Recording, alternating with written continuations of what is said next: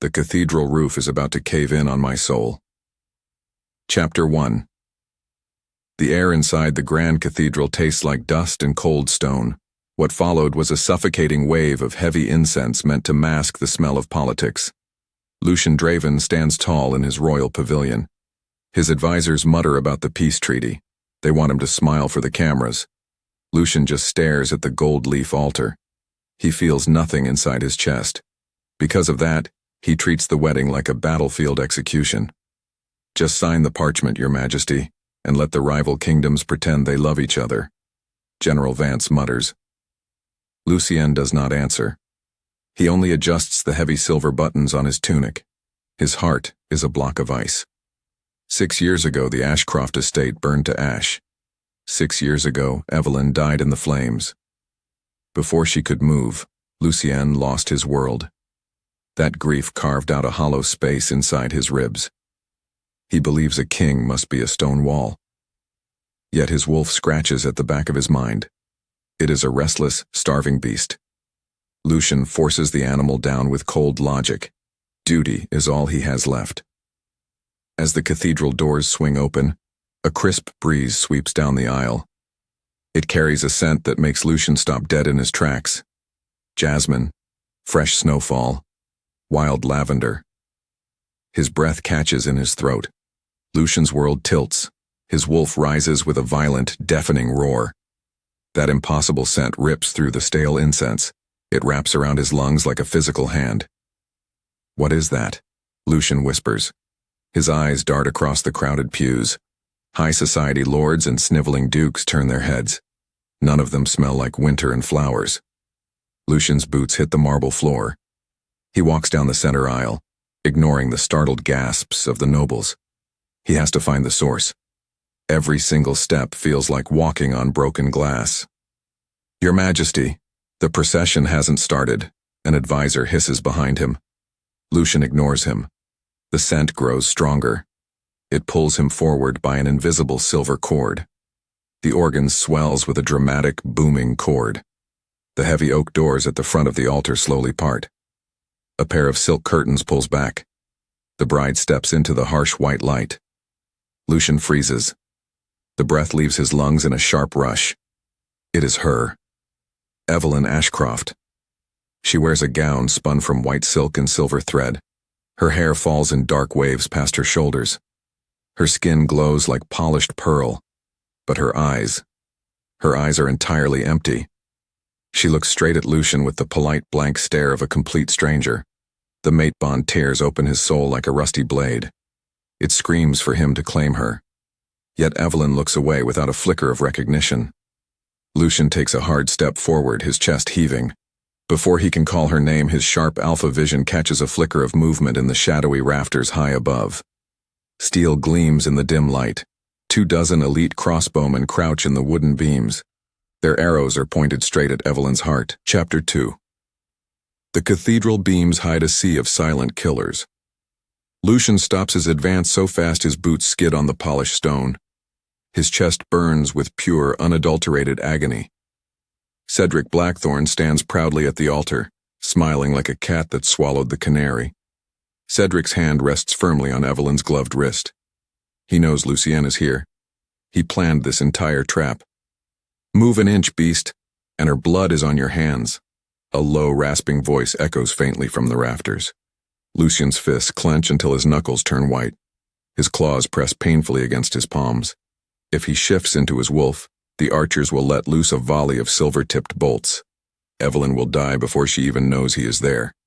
He is trapped by his own protective instincts. Your Majesty? Evelyn's voice drifts across the quiet pews.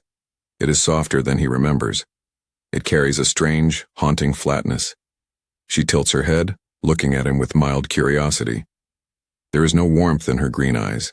There is only the glassy sheen of foreign magic. Lucien's stomach twists into a knot of burning iron. He realizes the horrifying truth. Someone didn't just hide her away. Someone ripped her mind apart and glued it back together. Duke Cedric steps in front of Evelyn, blocking her from Lucien's view. Cedric's smile is razor-sharp. He whispers something into Evelyn's ear. She nods obediently. Welcome, King Draven, Cedric calls out, his voice dripping with false hospitality. I am honored you came all this way to witness our union. Lucien has to swallow the bile rising in his throat. His royal training is the only thing keeping him upright. He forces his facial features into a cold, impassive mask. May your union be long and prosperous, Duke Blackthorn, Lucien replies, every word tasting like ash. The tension in the cathedral is thick enough to choke on. Every noble in the room watches them like hawks. Lucien turns on his heel and walks back to his seat. Every step feels like a slow-motion torture. He sits down, but his mind is racing at 1,000 miles an hour. He watches the blue sapphire pendant resting against Evelyn's collarbone. It pulses with a faint, oily light. That pendant is the anchor. It is the cage holding her soul hostage. Get my strike team ready by midnight, Lucien murmurs to the empty air beside him. His general nods ever so slightly from the shadows. The peace treaty is officially dead. Lucien will burn Blackthorn Fortress to the ground to get his mate back. Chapter 3. The royal carriage rattles violently as it speeds away from the cathedral. Lucien sits in absolute darkness, staring at the flicker of his own hands. The shadows dance across his face. His wolf is clawing frantically inside his ribs, demanding a reckoning. Explain the sapphire, Lucien commands, his voice dropping an octave into a low, terrifying growl. General Vance leans forward, the dim moonlight catching the scars on his cheek. It's blood magic, sire. Ancient and foul. Morwen Nightshade is the only witch powerful enough to weave it. She must have helped Cedric fake the estate massacre 6 years ago. Lucien's heart stops. The betrayal cuts deeper than any blade. 6 years of mourning. 6 years of carrying a crushed soul. All because of a political power grab and dark sorcery. She didn't recognize me, Vance, Lucien says, his voice cracking slightly before he hardens it back into stone. She looked at me like a stranger. The pendant blocks the bond, Vance replies grimly. It rewrites her memories. If you touch her while she wears it, the magic might shatter her mind entirely. Lucien slams his fist against the carriage wall. The solid oak splinters beneath his knuckles. He breathes heavily, trying to anchor himself in reality. His internal flaw tells him he failed her once. He let her slip through his fingers. Yet this time, he refuses to let protocol or politics stand in his way. He will tear down the fortress wall by wall. We don't siege them, Lucien decides, his eyes glowing faintly with golden alpha light in the dark. We infiltrate. The carriage comes to a sudden, jarring halt at the edge of the royal camp. Outside, the rain begins to lash down against the canvas tents. Lucien steps out into the mud. He walks straight to his war tent and stares at the large map of Blackthorn Fortress pinned to the wooden table.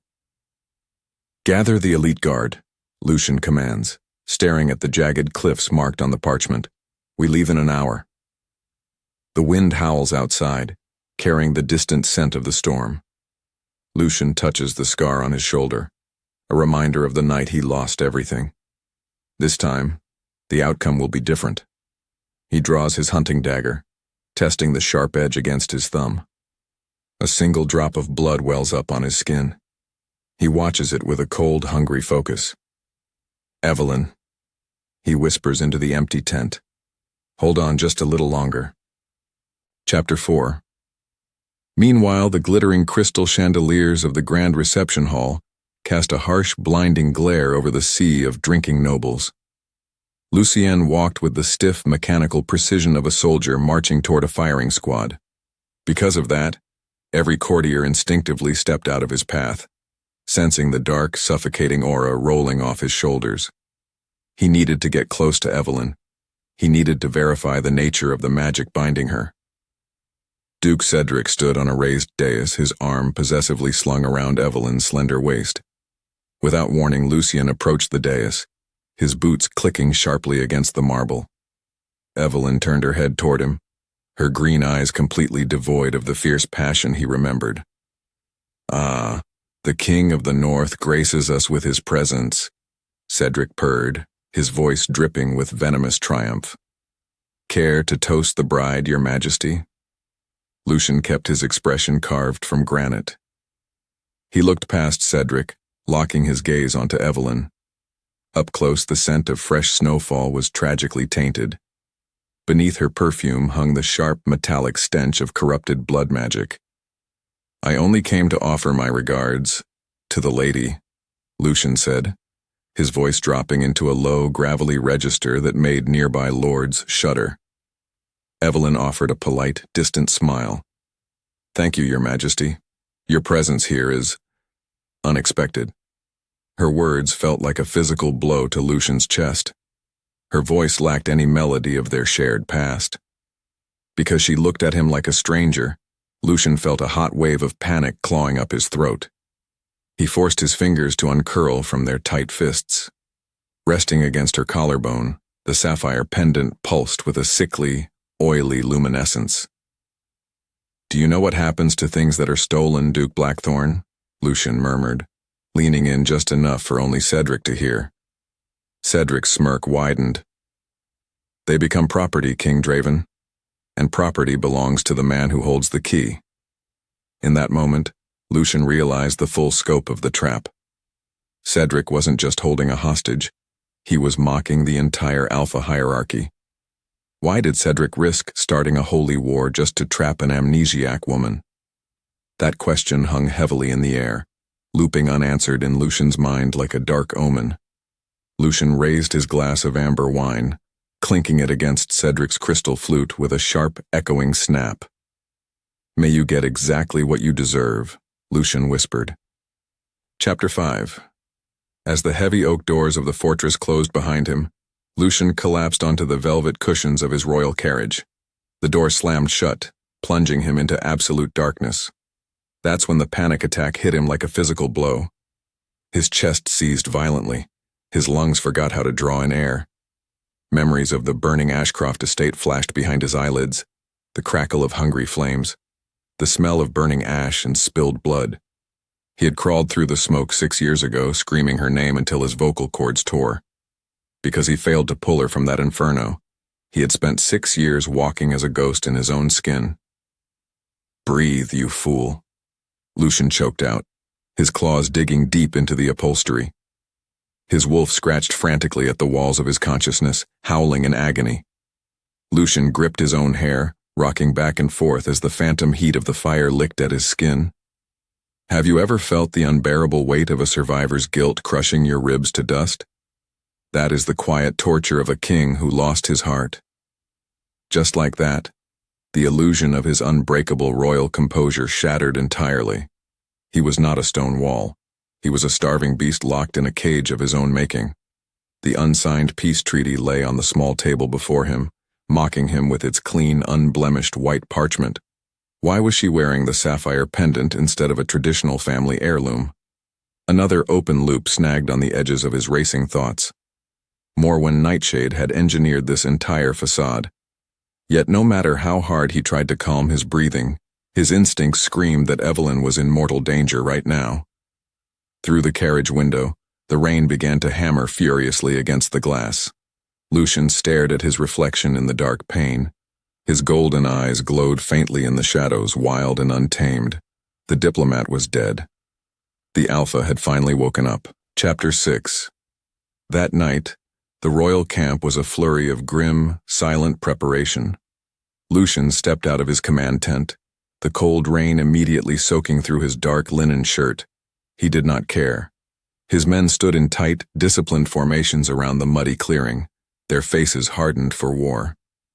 "Vance," Lucien called out over the roar of the wind. General Vance stepped forward, water streaming down the deep scar across his cheek. "Sire, the strike team is armed and mounted." Lucien walked over to the wooden war table where the peace treaty still sat. He picked up a burning torch from the metal sconce beside him. Without a word of hesitation, he touched the flame to the corner of the parchment. As a result, the official document curled, blackened, and turned to ash within seconds. "We are not riding to negotiate," Lucien declared, his voice carrying the terrifying resonance of an Alpha giving a death sentence. "We are riding to tear Blackthorn Fortress down to its foundation. Because the treaty is gone, there is no turning back for us," Vance noted grimly, his eyes reflecting the dying orange embers of the paper. "Exactly," Lucien replied. "If we fail, we die in the mud. If we succeed, we take back our queen." Before either could speak, a crack of thunder split the sky above them. The horses whinnied nervously, sensing the heavy primal tension in the air. Lucien swung himself onto the back of his massive war stallion, his muscles coiling like steel springs. He raised his heavy iron sword high above his head, catching the pale flash of lightning along its razor edge. "Move out!" he roared. The troops surged forward into the dark, rain-drenched tree line like a wave of black shadows. Lucien led the charge, his heart hammering a frantic, violent rhythm against his ribs. Evelyn was waiting behind those stone walls, and no amount of blood magic, dark witches, or treacherous dukes would keep him from her door. Chapter 7. Rain slammed into the black granite cliffs below Blackthorn Fortress like a volley of iron needles. What followed was a cold, bitter silence as Lucien and his elite strike team dismounted in the muddy ravine. Lucien stripped off his heavy royal mantle and gilded plate armor. The gold was too loud. It belonged to the king who sat on thrones. Tonight he needed to be a shadow in the storm. He pulled tight, blackened leather over his broad chest. His general, Vance, handed him twin daggers forged from dark iron. No kingdom banners were raised. No polished silver shone in the dark. "Remember the rules," Lucien growled, his voice barely audible over the roaring thunder. "No prisoners. No horn blasts. Absolute silence until we breach the keep." Deep down, he knew the truth. If they were spotted before reaching the inner sanctum, Cedric's archers would cut them down before he ever laid eyes on Evelyn again. Because of that, failure meant her permanent enslavement. As the wind shifted, the scent of sea salt and slick moss filled his senses. The cliff rose nearly 300 feet straight up into the pitch-black sky. Jagged rocks jutted out like broken teeth. One slip meant death on the sharp reefs below. "We scale the eastern ridge," Lucien ordered, pointing toward the sheer stone face. Without a word, his men checked their climbing ropes and iron pitons. Lucien reached for the first handhold, his bare fingers gripping the icy stone. His alpha strength surged through his veins, coiling his muscles tight. Every heartbeat pounded a single name in his ears. Evelyn. He hauled himself upward into the blinding storm. Chapter 8. Halfway up the sheer cliff face, the icy rain slicked the granite, making every grip a deadly gamble. Yet Lucien climbed with relentless force, his claws digging micro-grooves into the rock face whenever his leather boots slipped. Suddenly, a faint violet shimmer pulsed across the wet stone just 10 feet below the parapet. Lucien halted, signaling his team to freeze. "Morwen's perimeter ward," Vance whispered from the ledge beside him, his voice trembling slightly. "Touch it, and it burns flesh to the bone while alerting every guard in the courtyard." In that moment, Lucien's mind raced. Brute strength could not shatter dark magic, but blood answered blood. Without thinking, Lucien drew his trench dagger and dragged the razor edge across his left palm. Deep red alpha blood gushed into the freezing rain. As fire bloomed beneath his skin, Lucien slammed his bleeding palm directly against the shimmering violet barrier. A sickening hiss erupted into the night air. The ancient royal alpha blood reacted violently with Morwen's dark magic. Steam hissed as the barrier sizzled and corroded, dissolving into a ragged, smoke-filled gap just wide enough for a man to pass through. "Move!" Lucien hissed, gritting his teeth against the searing agony in his hand. Moments later, one by one, his shadow warriors slipped through the burning rift in the ward. They pulled themselves over the low stone battlements and dropped quietly onto the wet cobblestones of the outer courtyard. Chapter 9. The outer courtyard of Blackthorn Fortress was bathed in dreary gray shadow and slick mud. Meanwhile, torchlight flickered behind heavy iron-barred windows above. Lucien crouched low behind a row of wooden supply wagons, wrapping a strip of dark linen tightly around his bleeding palm. Without warning, heavy iron-soled boots splashed through the puddles nearby. A 4-man patrol marched around the armory corner, their halberds glinting dimly in the rain. "Keep your eyes open," the squad captain grunted, pulling his fur cloak tight. The Duke wants double shifts on the high tower tonight." Between one breath and the next, Lucien moved. He shot forward like a shadow detached from the night. His hand slammed over the captain's mouth before the man could draw a breath. With a swift, terrifying twist, Lucien snapped the captain's neck. So fast was the attack that the other 3 guards froze in shock. Vance and 2 strike warriors hit them from behind, driving dark steel daggers precisely beneath their helm line. The entire patrol collapsed into the mud without making a sound. Lucien dragged the captain's heavy body into the shadow of the wagon. He rummaged rapidly through the dead man's leather tunic. His fingers caught on a folded parchment sealed with black wax. He unfolded it beneath his cloak. It was a complete diagram of the internal guard rotations and the entry points to the inner keep. With every heartbeat, time was ticking away.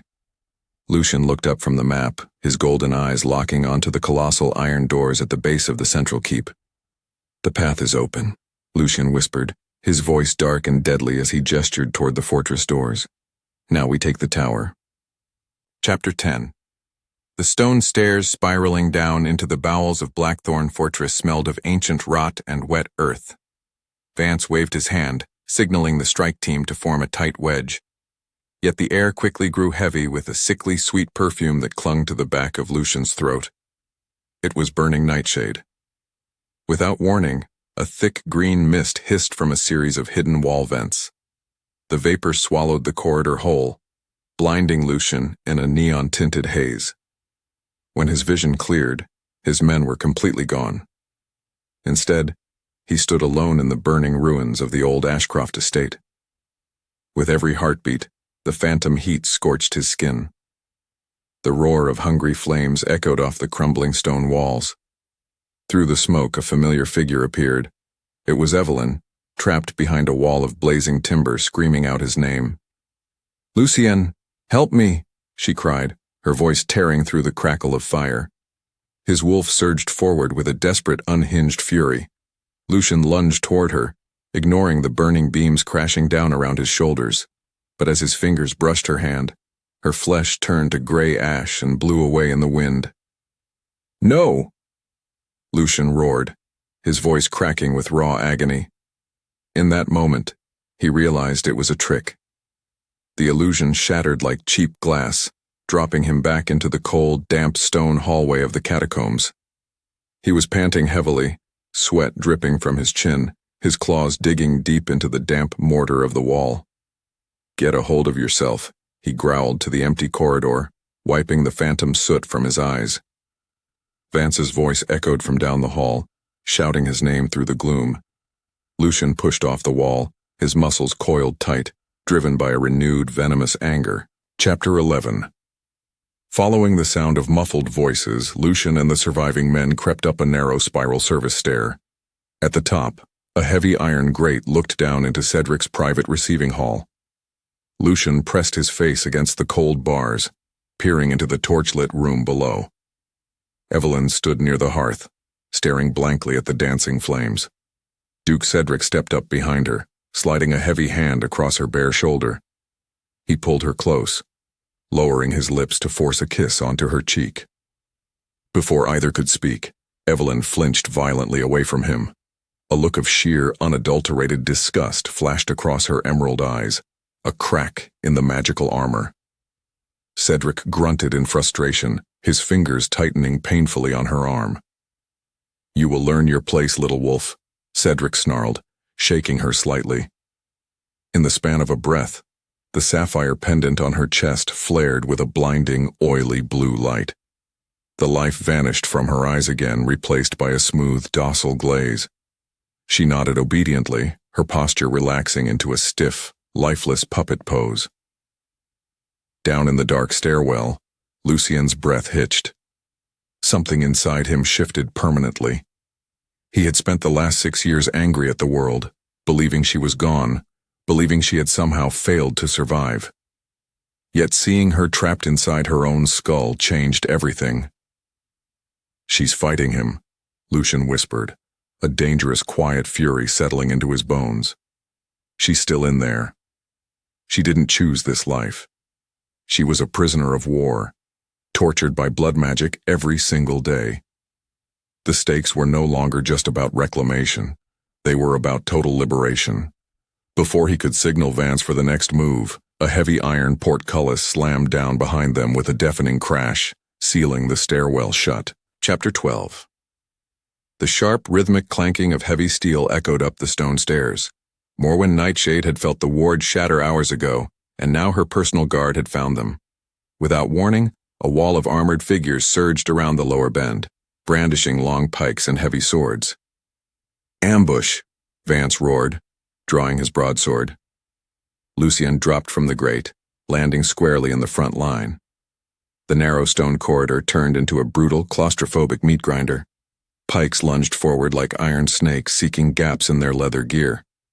Lucien caught a spear shaft with his bare hands, splintering the ash wood with a savage twist. "You picked the wrong king to hunt," Lucien snarled, his voice vibrating with feral power. He swept his heavy combat blade in a wide, lethal arc, cutting down 2 guards before they could raise their shields. Blood splattered across the ancient stone walls, painting the corridor in a macabre red. Vance and the remaining strike warriors fought back to back, holding the bottleneck with grim determination. Yet the enemy numbers kept growing. More guards poured in from the upper archways, shouting war cries that shook the dust from the ceiling. Lucien could feel the pressure mounting, every muscle in his body burning with exhaustion and adrenaline. To make things worse, the fortress alarm bells began to toll. A deep, heavy bronze ring reverberated through the very foundations of the keep, warning every soldier within a mile. "We have to break this line now," Vance shouted over the clash of steel. Lucien unleashed a guttural, terrifying alpha roar that rattled the teeth of every man in the hall. He surged forward alone into the center of the enemy formation, his golden eyes blazing in the dark. The stealth mission was officially dead. It was time to leave a trail of fire and blood. Chapter 13. Moments later, the grand stairwell became a wall of iron and fire. Arrows whistled through the thick, choking smoke, pinging off the ancient stone blocks with lethal force. Lucien stood at the front of his line, his chest heaving, his dark leather armor soaked in sweat and enemy blood. Because the enemy forces kept multiplying by the dozen, staying together meant certain death for everyone in the unit. He looked back at Vance and the remaining 20 warriors who had followed him into the jaws of hell. Their eyes were steady, reflecting the orange glow of the wall sconces. They didn't need to speak because loyalty ran deeper than words in the northern pack. They were wolves who bled for their alpha. "Vance," Lucien growled, his voice cutting through the violent chaos of clashing steel. "Take the lower landing. Hold this stairwell until your last breath." Vance didn't blink. He slammed his heavy iron-banded shield against the worn stone floor with a resounding crash. "It would be an honor, sire. Go get our queen." Without another word, Lucien turned his back on his closest friends. He sprinted up the spiraling stone steps alone, leaving the sounds of war echoing behind him. Have you ever felt the crushing guilt of walking away from men who are bleeding for your sins? That heavy, suffocating guilt wrapped cold fingers around Lucien's throat. Yet he couldn't stop, because every second he wasted here meant Evelyn was still trapped under Cedric's foul, mind-altering spell. His boots hit the upper landing with a loud thud, his lungs burning like liquid fire. As the sky darkened outside the narrow arrow slits, the air grew thick with a sickening metallic stench. Morwen Nightshade was waiting for him at the very top of the tower. The dark witch had woven a living barrier of black thorns and boiling acid across the double doors. Lucien bared his teeth, a feral growl vibrating deep inside his chest. He was completely out of time, and he was completely out of mercy. He gripped his dark iron daggers, stepping forward into the trap. Before the words left her lips, or rather, before the witch could cast her next curse, the shadows twisted around her skeletal frame. Morwen cackled, her eyes glowing with a sickly purple light. "You walk right into your grave, little wolf king," she hissed. Lucien didn't answer. He simply charged, his muscles straining against the magical pressure. Every instinct screamed that he was walking into a slaughterhouse, but his heart refused to let him turn back. Chapter 14. That night, the upper landing transformed into a waking nightmare of shadow and blood. Morwen waved her gnarled, pale hands, unleashing a violent wave of boiling blood magic that surged across the cold stone floor. Lucien leaped into the air, his heavy boots clearing the crimson wave by a fraction of an inch. Because his alpha blood possessed a natural, ancient resistance to dark spells, he managed to close the distance before she could chant her next death hex. Morwen shrieked like a dying bird, pulling a jagged obsidian dagger from her tattered robes. She thrust it forward with unnatural, demonic speed, sinking the dark blade straight into Lucien's right shoulder. A white-hot agony exploded through his nervous system, setting his veins on fire. Lucien roared, a sound half-man, half-beast, and slammed his heavy fist directly into her withered jaw. Bone cracked under his knuckles with a sickening crunch. What followed was a furious, blinding blur of claws and cold steel. Morwen tried to summon another shadowy incantation, but Lucien was too relentless. He grabbed her bony wrist and twisted it until the bone snapped like dry winter kindling. She gasped, dark black blood bubbling rapidly from her blue lips. "The Duke will still carve your heart out," she choked out, her voice rattling in her throat. "Tell hell I said hello," Lucien whispered, his golden eyes flashing with lethal malice. With a savage final lunge, he drove his dark iron blade straight through her chest. Morwen's eyes widened in utter shocking disbelief. Her withered body instantly dissolved into a swirling cloud of foul-smelling black ash that scattered across the scorched floorboards. Lucien pulled the obsidian dagger from his torn shoulder, his hot blood pouring freely down his ruined tunic. He was bleeding out rapidly, yet he didn't even flinch from the pain. He kicked open the shattered double doors with his boot, staring down the long, torch-lit hallway that led straight to Cedric's private bedchamber. Before he could move, a wave of dizziness washed over his vision. The heavy iron doors at the end of the hall stood closed, guarding the monster who had stolen his life. Lucien took a ragged breath, forcing his shattered body forward because stopping meant losing her forever. Chapter 15. Without warning, Lucien threw his massive, blood-soaked frame entirely against the reinforced oak doors of Cedric's private bedchamber. The heavy timber splintered with a deafening crack, the thick iron hinges flying clean off their stone mounts. He stumbled into the luxurious silk-draped room like a rabid animal broken out of an iron cage, his breath coming in ragged, painful gasps. Duke Cedric spun around rapidly from the center of the room, his arrogant face instantly draining of all color.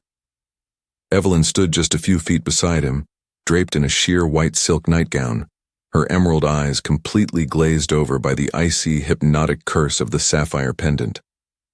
Cedric scrambled backward in sheer terror, his shaking hands fumbling desperately for the jeweled broadsword resting on the mahogany table. At the same time, Lucien's flared nostrils caught her intoxicating scent, sweet jasmine, biting fresh snowfall, and wild lavender, mingling with the bitter metallic stench of panic. He looked directly at Evelyn, his chest aching with a raw, desperate love that defied all mortal reason. Because Cedric had weaponized her own innocent mind against her, Lucien knew with absolute certainty that there was no room for mercy left in this world. There was only blood, fire, and absolute reclamation. "You're supposed to be bleeding out in the courtyard," Cedric stammered, finally pulling his heavy sword free and pointing the trembling tip straight at Lucien's battered chest. "Guards, to me. Kill this beast right now." No guards answered his frantic screams. The stone stairs below were already blocked by Vance's brave men and the growing piles of the dead. Cedric slowly realized he was entirely alone in the high tower, with an unhinged, bleeding Alpha King who had nothing left to lose in this lifetime. Lucien didn't even bother drawing his own weapon. Instead, he simply started walking forward, his heavy combat boots leaving dark, bloody footprints across the expensive Persian rug. Every slow step he took echoed like a heavy funeral bell in the silent, suffocating room. Before either could speak, a low, feral growl rumbled deep within Lucien's chest, shaking the crystal goblets on the nearby table. The point of no return had finally arrived. He was going to rip Cedric apart with his bare hands, shatter the cursed pendant, and take his mate back or die trying. Evelyn didn't flinch as Lucien advanced. She just stood there like a beautiful, shattered doll, waiting for her master's command. Lucien's heart broke all over again, fueling the raging fire in his veins until his skin felt like it was melting. There was nowhere left to run.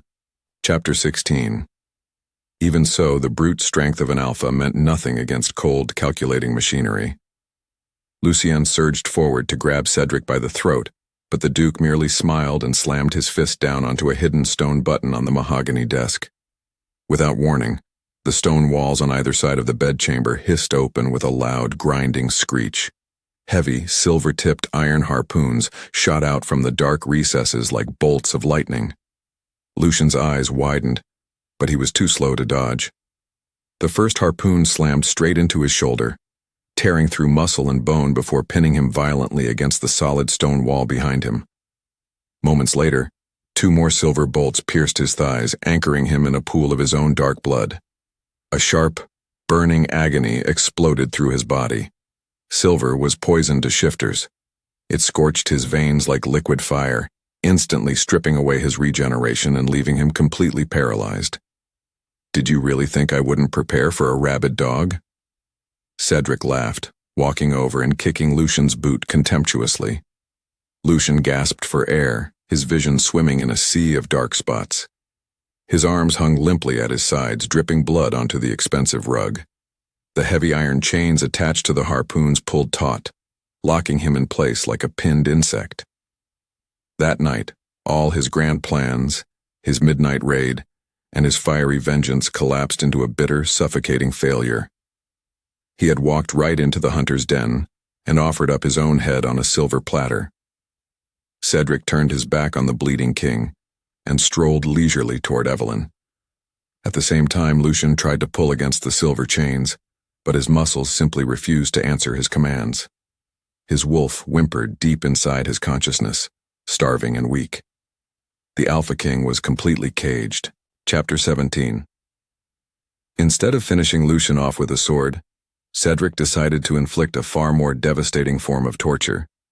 Before she could move, Cedric reached out and grabbed Evelyn by the back of her neck, pulling her close to his chest.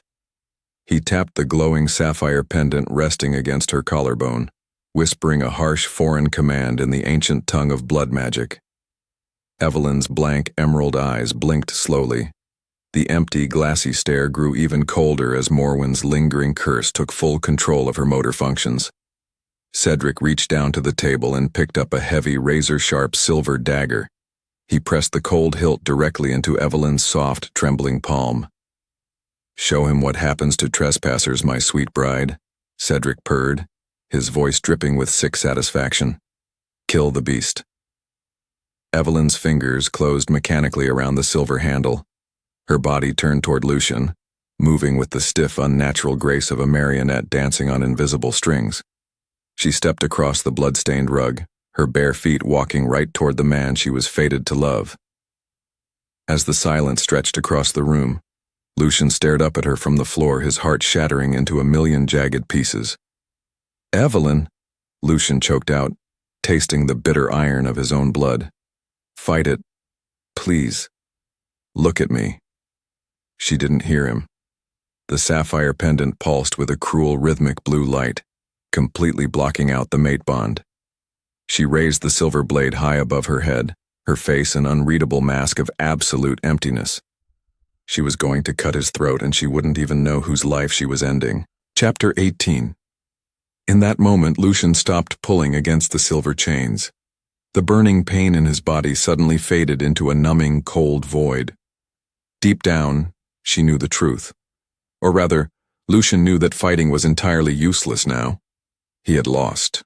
His kingdom would be leaderless, his pack would scatter, and the only woman he ever loved was going to be the executioner who ended his miserable life. He let his head fall back against the cold stone wall. He didn't close his eyes. He wanted his final waking seconds to be filled with her face, even if she was wearing the mask of a stranger. "Do it," Lucien whispered softly, baring his bloodied throat to the gleaming silver blade in her hand. "If my life pays for your freedom from this nightmare, then gladly, my love." Evelyn stood over him, the silver dagger trembling slightly in her grip. The heavy metal point hovered just an inch above his jugular vein. As the bond pulsed faintly beneath his torn skin, a single solitary tear slipped from Evelyn's left eye, splashing down onto Lucien's bleeding collarbone. It was the only sign of the real woman trapped underneath the dark magic. Lucien smiled weakly through his pain, his voice barely a breath of wind. "My life for yours, to the end of all things," he murmured, quoting the ancient mating vow they had whispered under the stars 6 years ago. The blade stopped moving. The dark room grew deathly quiet, save for the crackle of the distant fireplace. Lucien took his final ragged breath, waiting for the cold bite of steel to end his suffering forever. Chapter 19. As the bond pulsed against Lucien's torn flesh, a sudden, blinding flash of blue light illuminated the dark chamber. Evelyn froze in place. Because the ancient mating vow carried the raw weight of their shared soul, the dark blood magic wrapping around her mind began to unravel. Have you ever watched a wall of ice melt under the heat of a roaring fire? That is exactly what happened to the cruel spell holding Evelyn hostage. Without warning, the sapphire pendant on her chest let out a sharp, piercing shriek. A spiderweb of fine cracks spread rapidly across the smooth blue stone. Evelyn dropped the silver dagger. It clattered loudly against the wooden floorboards, the sharp metallic sound echoing off the stone walls. She clutched her head with both hands, gasping for air as a massive wave of raw pain crashed through her consciousness. "Get up, you useless doll!" Cedric screamed, his face twisting into an ugly mask of panic. "Kill him right now!" Instead of obeying, Evelyn staggered backward away from the Duke. Her eyes blinked rapidly, shifting from a dull, glassy green to a bright, vibrant emerald fire. 6 years of stolen memories slammed back into her brain like a tidal wave. She remembered the fire. She remembered the screams. Most importantly, she remembered Lucien. When her name left his lips in a broken, bleeding whisper, Evelyn spun around and looked down at the pinned king. She felt it, clear as day, the sacred mate bond snapping back into place with the force of a thunderclap. A choked sob broke free from her throat. "Lucien," she gasped, her voice trembling with raw, overwhelming emotion. Chapter 20. That night, the air in the room grew suffocatingly heavy as Lucien's inner wolf woke up with a vengeance. Because the mate bond had finally returned, a massive surge of primal, healing energy flooded straight into Lucien's broken veins. He didn't care about the silver harpoons burning his flesh. He only cared that his mate was finally back home. With every heartbeat, his muscles coiled like compressed steel springs. Lucien gripped the heavy iron shaft buried in his right shoulder with his bare hand. Without thinking, he let out a guttural, earth-shaking roar that rattled the crystal chandelier hanging overhead.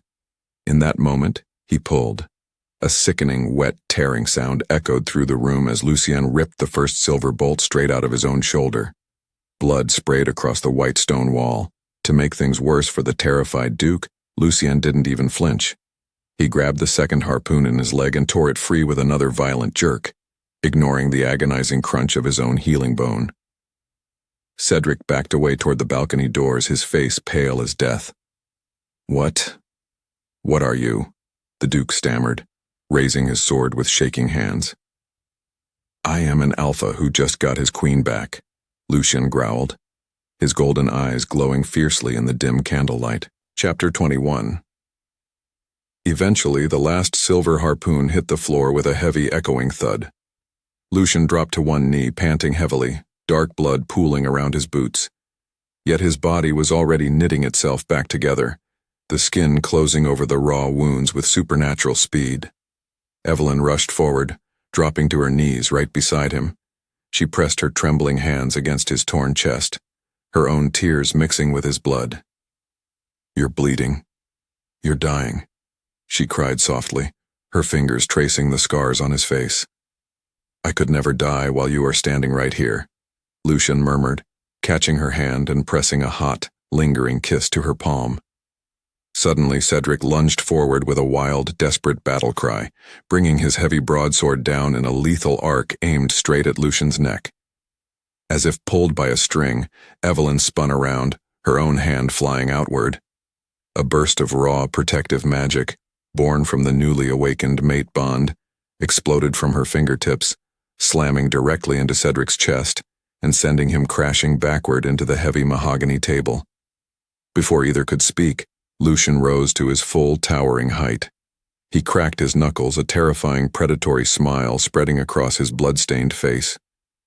Cedric scrambled backward over the broken wood, gasping for air as the true Alpha King stepped out of the shadows to claim his final victory. Chapter 22.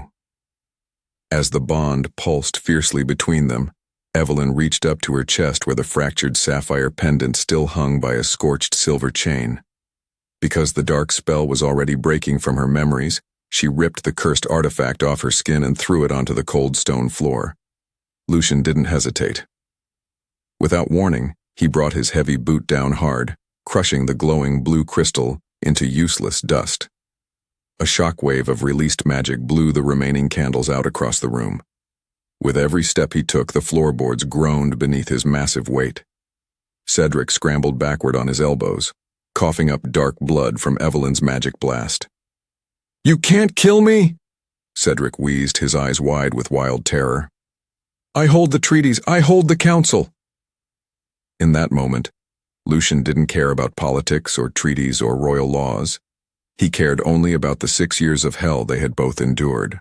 Because Cedric had stolen his mate, his future, and his peace, the Duke deserved nothing less than complete annihilation. Lucien lunged forward like a striking wolf, his claws extending with a sharp, lethal snap. And just like that, everything changed. With a swift, merciless sweep of his hand, Lucien ended the threat once and for all. The oppressive dark magic weighing down the tower finally vanished into thin air. Chapter 23. Moments later, the heavy oak doors burst open behind them. Vance and a dozen weary, blood-spattered strike warriors rushed into the room with swords drawn. They stopped dead in their tracks, seeing the tyrant dead on the floor and their king standing tall. Vance lowered his weapon, a slow, proud grin spreading across his scarred face. Because they had survived the impossible slaughter, a heavy cheer rumbled softly through the ranks of the loyal guards. Eventually, the adrenaline faded, leaving Lucien's body to remember the brutal toll of the battle. He swayed on his feet, his vision blurring as exhaustion took over his healing muscles. Evelyn caught him by the waist, her eyes wide with sudden panic.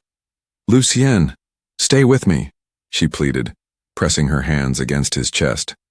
As the echo faded of the fortress alarms outside, the newly awakened mate bond flooded her hands with warm, glowing light, sealing his remaining wounds and easing his pain.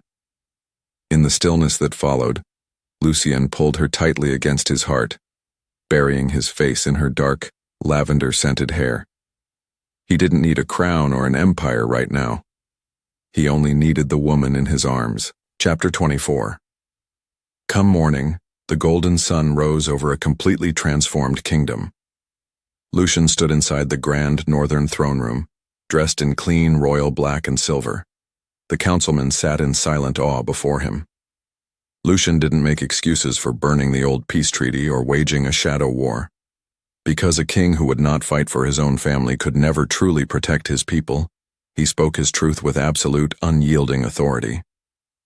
The high lords bowed their heads in deep, genuine respect.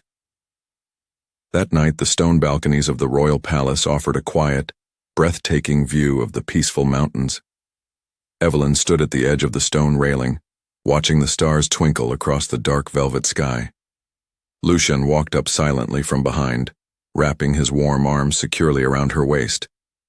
She leaned back against his solid chest, her fingers tracing the healed scars along his neck where the silver blade had once rested. As if fate demanded it, the wind carried the sweet scent of fresh snowfall and wild lavender through the crisp night air, whispering a promise of forever that nothing could ever break again. The end.